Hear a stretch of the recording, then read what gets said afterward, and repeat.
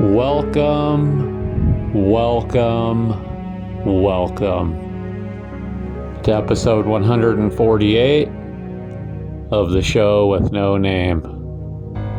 I'm your humble host, Nick, and today we're going to be exploring this little old cemetery out here in the middle of nowhere in Washington State. This cemetery goes by the name of the Busch Family Cemetery. Let's get into this.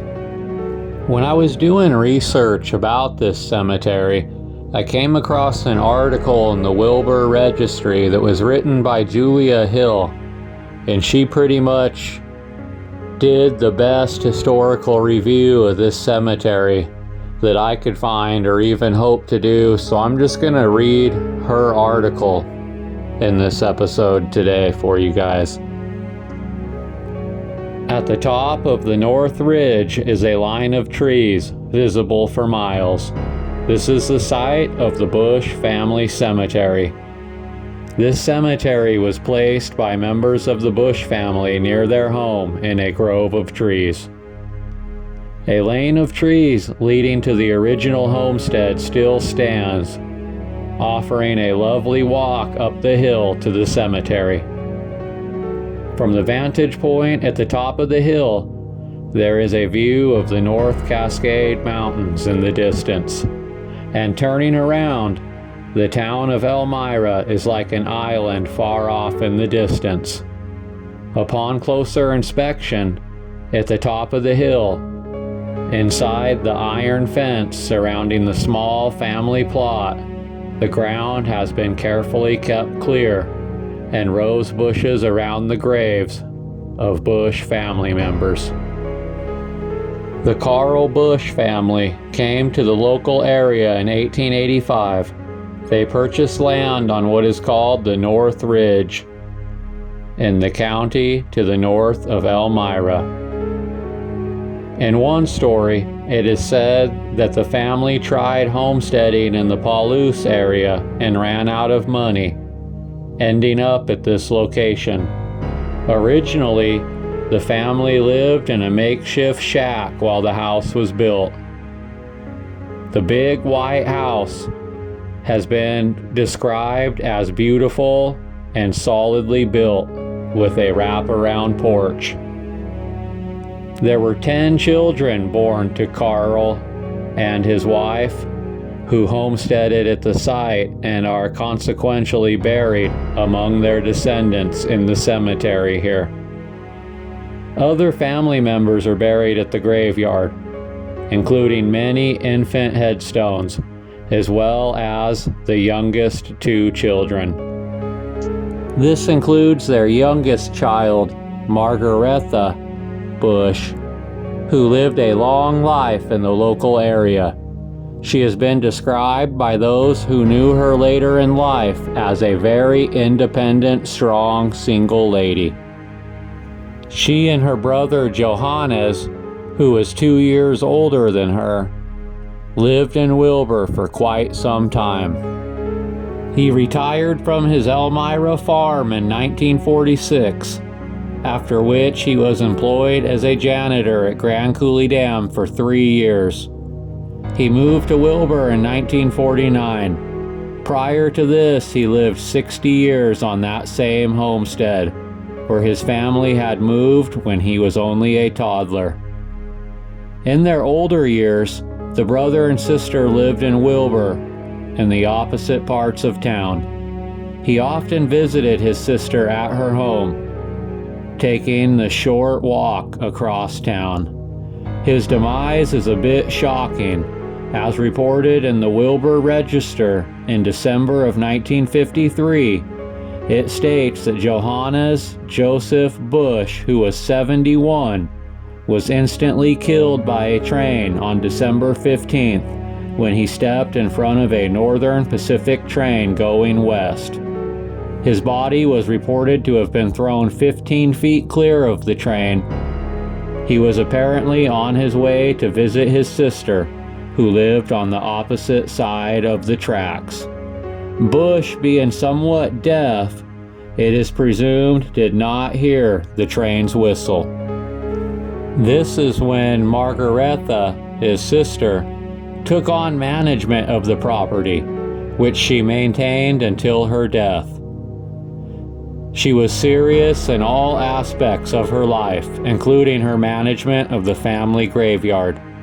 She once placed an ad regarding vandalism, counting individual stolen plants as well as damaged gravestones. It is said she paid for her own funeral arrangements back in the 1940s, yet did not pass away until the 1980s. Apparently, the funeral director was not happy, as the prices had gone up since she made her funeral plans, and she had a very particular request. Those who attended her funeral recall the dress and styled hair, which was nothing like the normal way she went about her life, as she never wore a dress nor fixed her hair. The most noteworthy thing during the funeral service happened at the end when the director said, at her request, there is no free lunch. She passed away at the age of 97. She wrote her own obituary about 15 years before her death. In person, she was very independent. She drove her own car until 94 years of age. Her religion was the most important thing in her life. Her second concern was for the care of the Carl Busch Cemetery, located at the home site north of the town of Elmira.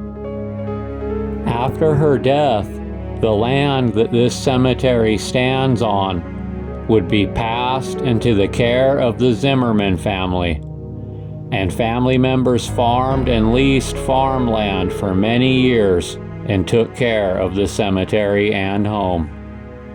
An article from the Wilbur Register dated July 21, 1994, tells of the fire that burned the Busch family home. Firemen knew as they were leaving town that there wouldn't be much to save, that the job this time would be to keep the blaze from spreading to the adjoining wheat fields. When they got there, all they found were the remnants of one wall sustaining the blaze. Their job at that point was to keep it from spreading, as the fire was a suspicious one. The Busch family home had been vacant for years at that point.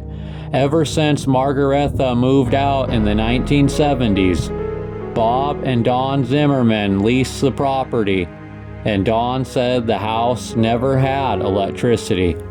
It was quickly assumed that arson played a part in the blaze, and for a better part of the morning, the fire marshal searched for evidence until the Grant County Fire Marshal has concluded his investigation. It will not be known if the fire spread from a bonfire set by trespassers or if the house was intentionally burned. In recent years, the house had become a meeting place for young people who came from nearby towns to hold their parties, perhaps because approaching vehicles could easily be spotted and there are several routes away from the property. Because of the continuing vandalism, the Zimmermans were considering taking the house down after harvest to prevent just this from happening.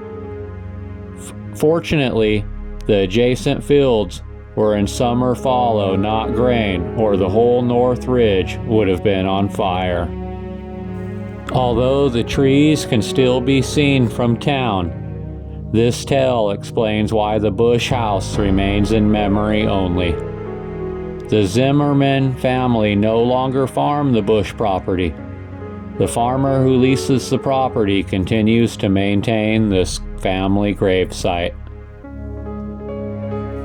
I hope you enjoy the rest of the videos of this beautiful old little pioneer cemetery out here in the middle of nowhere that goes by the name of the Busch Family Cemetery. Thank you.